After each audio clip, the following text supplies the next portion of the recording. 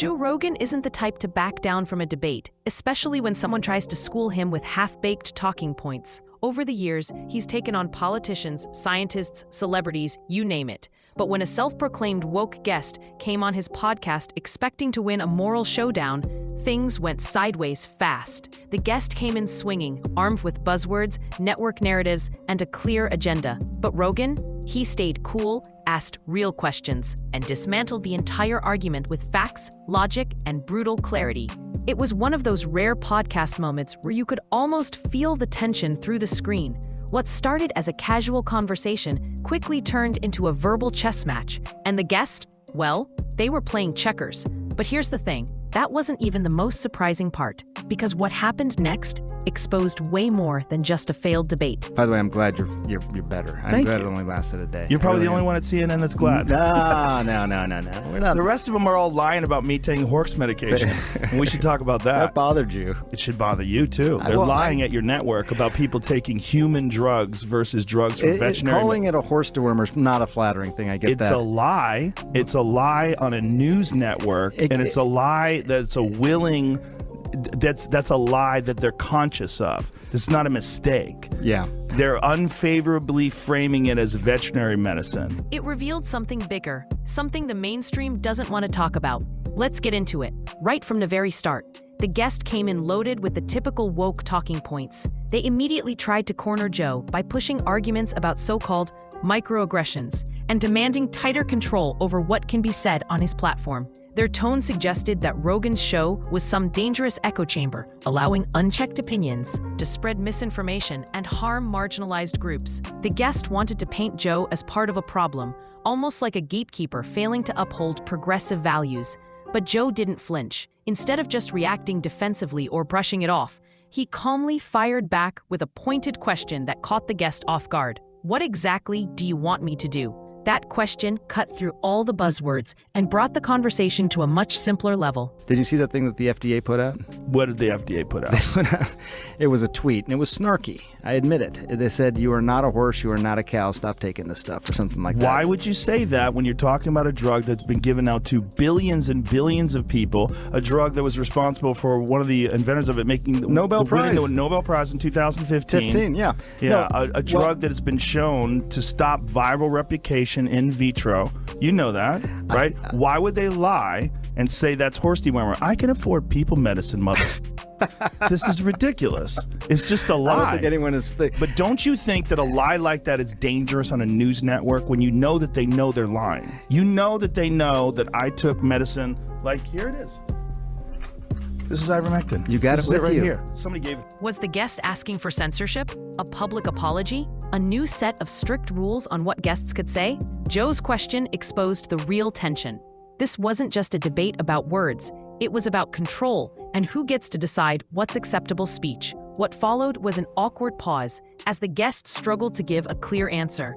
It became obvious that their goal was to box Joe into a corner, to force him to conform to a rigid set of woke ideals and curtail his freedom to explore controversial or unpopular ideas. But Joe's brand has always been about raw, unscripted conversations. No filters, no political correctness policing. He made it crystal clear, his podcast isn't a place to push a predetermined agenda or cancel anyone for saying the wrong thing. Can I just come back to the one I want to talk about? Two things on the ledger. You have, before we get to that, does it bother you that the news network you work for out and out lied, just outright lied about me taking horse dewormer? They shouldn't have said that. Why did they do that? I don't know. You didn't ask? You didn't think that was you're the medical guy over there. I didn't ask. I should have asked before coming on your podcast. But they did it with such glee. No, yes, Joe. They did. I watched. I watched? I watched. You watched? No, I don't think there's a glee. Yes, they did. No one takes... Joe Rogan says he has COVID, taking livestock drug despite warnings. Yeah. Jamie had to pull this up. You want to play it? But my point is, you're working for a news organization. If they're lying about a comedian taking horse medication, what are they telling us about Russia? What are they telling us about Syria? Do you understand that that's why people get concerned about the veracity of the news? This initial back and forth wasn't just two people disagreeing. It was a symbolic showdown between two very different worlds. The guest represented a fast-growing cultural movement that demands ideological purity and zero tolerance for dissent. Joe Rogan stood firmly for open dialogue, even if it means navigating uncomfortable or messy conversations. Neither side was willing to give ground, and as the episode unfolded, it became clear that this clash was just the opening act. Things were about to get a lot more intense. As the conversation progressed, the tension only escalated. The guests doubled down on their criticisms, insisting that Joe's platform was not just allowing questionable opinions, but actively enabling harmful ideologies to gain traction. They argued that in today's polarized climate, influencers like Joe have a responsibility to vet their content and guests carefully to prevent the spread of misinformation and protect vulnerable communities. Joe, however, remained steadfast. He emphasized that the essence of his podcast is to explore ideas openly, without censorship or the heavy hand of political correctness. He explained that, while he doesn't endorse every viewpoint expressed on his show, he believes in giving people the chance to speak and be heard. According to Joe, shutting down dialogue only deepens divisions rather than healing them. The guest pushed back, claiming that some opinions are too dangerous to be aired publicly, especially without pushback or context. They cited recent controversies involving conspiracy theories and misinformation on social media, warning that Joe's relaxed approach could contribute to real-world harm. This led to a heated exchange where Joe challenged the guest to specify which ideas were too dangerous and who should decide the limits. What stood out was Joe's insistence on personal responsibility and critical thinking. He argued that listeners are smart enough to differentiate between fact and fiction, and that it's more valuable to expose questionable ideas to scrutiny rather than bury them. This was a key moment. Joe wasn't simply defending free speech for its own sake, but advocating for a marketplace of ideas where the best arguments win out through open debate. Meanwhile, the guest appeared frustrated, repeatedly pressing Joe to commit to stricter content moderation or to take accountability for guests who might spread falsehoods. Joe, however, refused to become a gatekeeper or censor, pointing out the slippery slope that could lead to arbitrary bans and suppression of unpopular viewpoints. He reminded the guest and the audience that true progress requires listening, even when it's uncomfortable. The back and forth showcased a fundamental clash not just of opinions, but of philosophies about dialogue, truth, and power in the digital age. Joe's approach is rooted in trust in individual judgment and openness, while the guest's stance reflects a protective impulse to guard against potential harm through controlled messaging. By the end of this section, it was clear that the conversation wasn't going to reach a neat resolution. Instead, it revealed the deep cultural fault lines shaping debates about free speech and responsibility in today's media landscape. Fault lines that Joe Rogan continues to navigate with unwavering conviction. Joe Rogan's podcast is undeniably one of the most influential platforms in contemporary media, reaching millions of listeners worldwide. This vast audience gives his words and the ideas discussed on his show an extraordinary impact on public discourse. Over time, the podcast has become a powerful cultural force, shaping opinions, sparking debates, and even influencing political conversations. But with that influence comes significant responsibility, and the question remains, how does Joe's approach affect the broader conversation? One of the key effects of Joe's platform is its ability to democratize discussion. Unlike traditional media outlets, which often filter and shape narratives through editorial oversight, Joe's podcast embraces long-form conversations that allow guests to explain their perspectives in depth. This format encourages nuance and complexity, offering listeners the chance to hear a wide range of viewpoints directly from the source. For many, this represents a refreshing break from sound bites and sensational headlines. However, the open nature of the platform can be a double-edged sword. While it allows for the free exchange of ideas, it also creates space for misinformation and controversial opinions to circulate unchecked. Critics argue that by giving airtime to guests who promote conspiracy theories or unproven claims, the podcast can inadvertently legitimize harmful narratives. This concern is amplified by Joe's conversational style, which is often casual and unfiltered, making it difficult for some listeners to discern what is fact-based and what is speculative. Moreover, The podcast's wide reach means that ideas voiced on the show can quickly spread across social media and other channels, sometimes gaining traction beyond their original context. This amplification effect can contribute to polarization, as audiences fragment into echo chambers reinforced by selective exposure to content that aligns with their pre-existing beliefs. On the other hand, supporters of Joe Rogan's approach highlight the value of skepticism and critical thinking fostered by the platform. By exposing listeners to diverse perspectives, including controversial or unpopular ones, the podcast encourages individuals to question assumptions and seek evidence. Joe's own questioning and willingness to challenge guests create a dynamic where ideas are tested in real time rather than accepted uncritically. This dynamic has sparked a broader conversation about the role of influencers in shaping truth and the ethics of platforming contentious views. It raises difficult questions. Should platforms act as gatekeepers to protect public interest, or should they prioritize freedom of expression above all else? How can influential figures balance openness with responsibility? These debates are at the heart of ongoing cultural and political struggles around media, information, and power.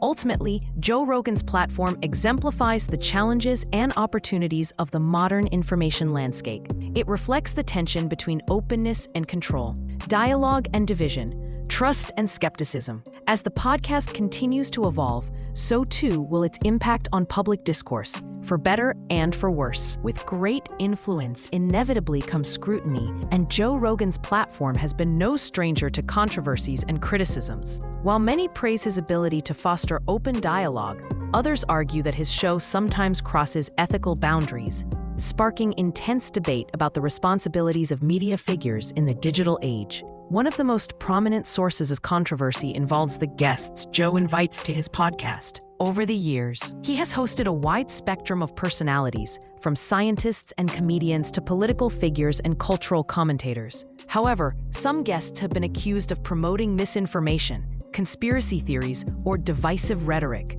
This has led to accusations that Joe provides a megaphone for harmful ideas, especially when such guests receive little pushback during conversations.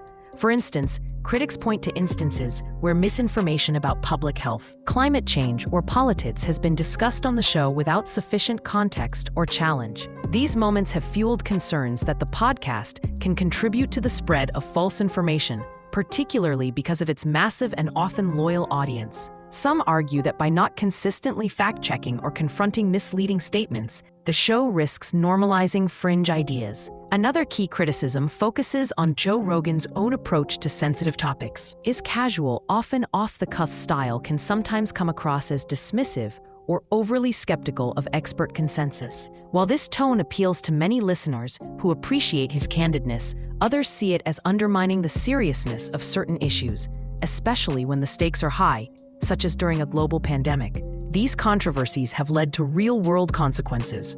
For example, major platforms and sponsors have at times faced public pressure over their association with Rogan's podcast, sparking debates about censorship, free speech, and corporate responsibility. Some fans defend Joe's right to host diverse conversations, arguing that silencing voices could be more harmful than allowing open debate.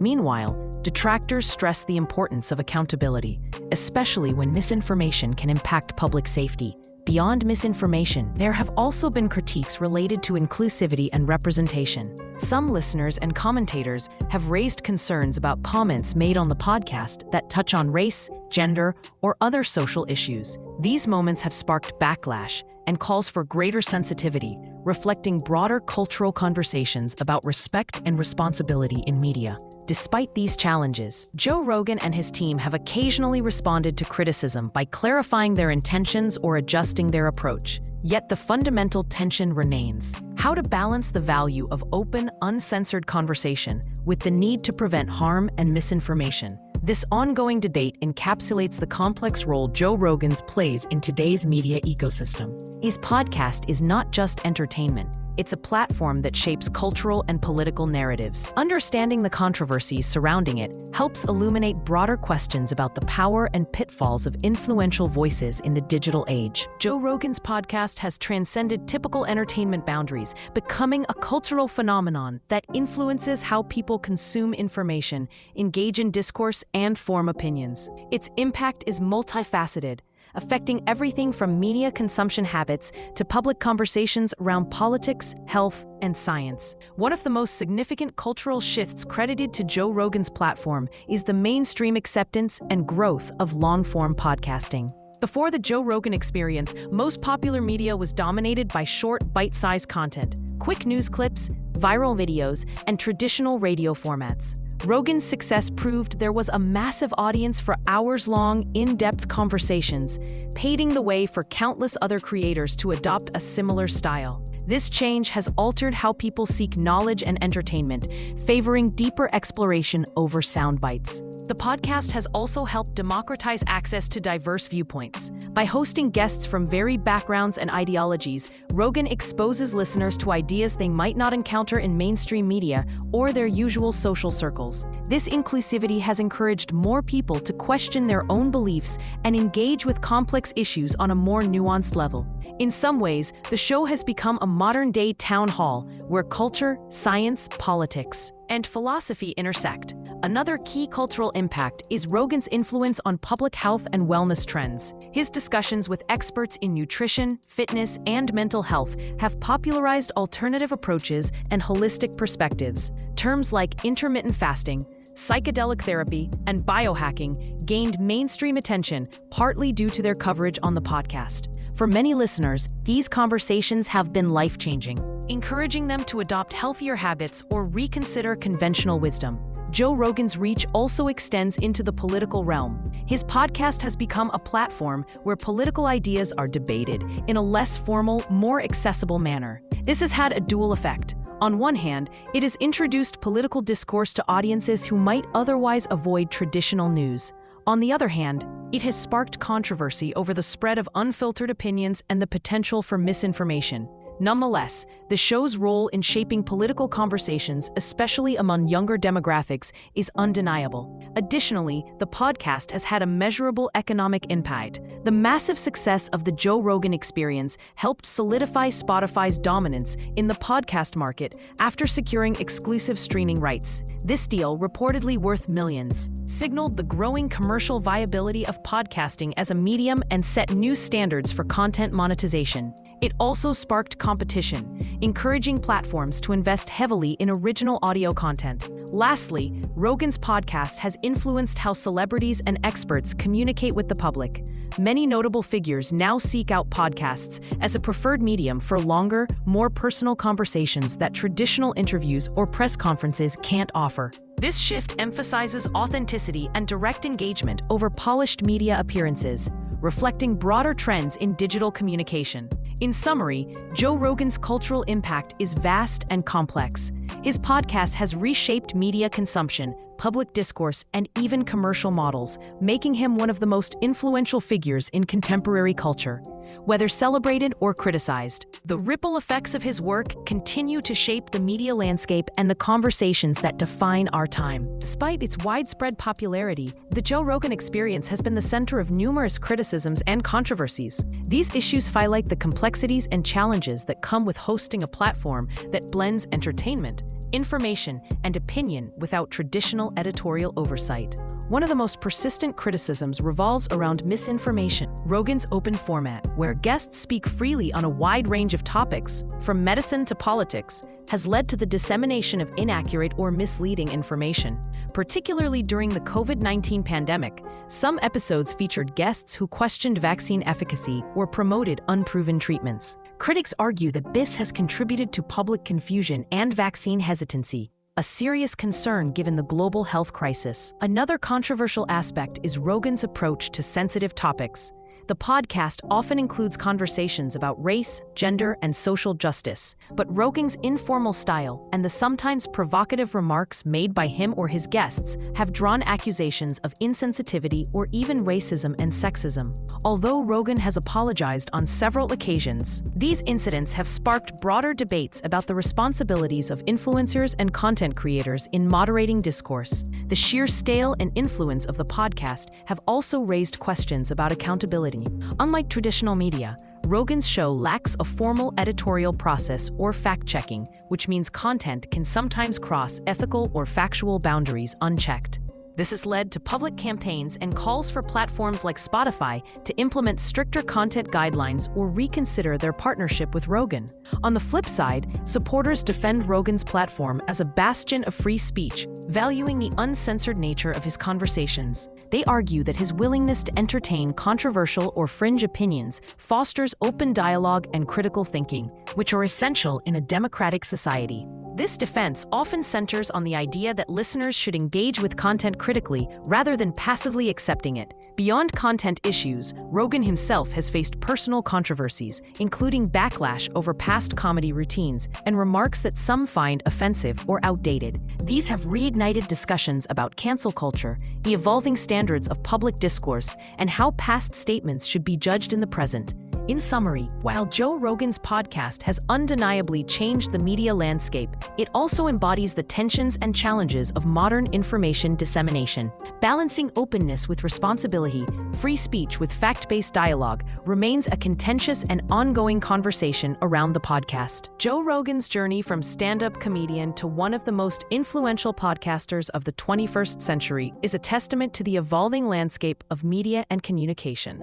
The Joe Rogan Experience has revolutionized how audiences consume long-form conversations, breaking away from traditional formats to create an intimate, unfiltered space for dialogue. Its vast popularity underscores a public hunger for authentic, wide-ranging discussions that challenge conventional boundaries. However, with great influence comes great responsibility. The controversies and criticisms surrounding Rogan's platform highlight the complex balance between freedom of expression and the ethical imperatives of accurate information and respectful discourse. As society grapples with the effects of misinformation and the role of digital platforms in shaping public opinion, Joe Rogan's podcast serves as a focal point for these debates. Ultimately, the legacy of the Joe Rogan Experience will be shaped not only by its success and reach, but also by how it navigates these ongoing challenges. It remains a powerful example of how new media can both empower and complicate the way we share and consume ideas in the modern age.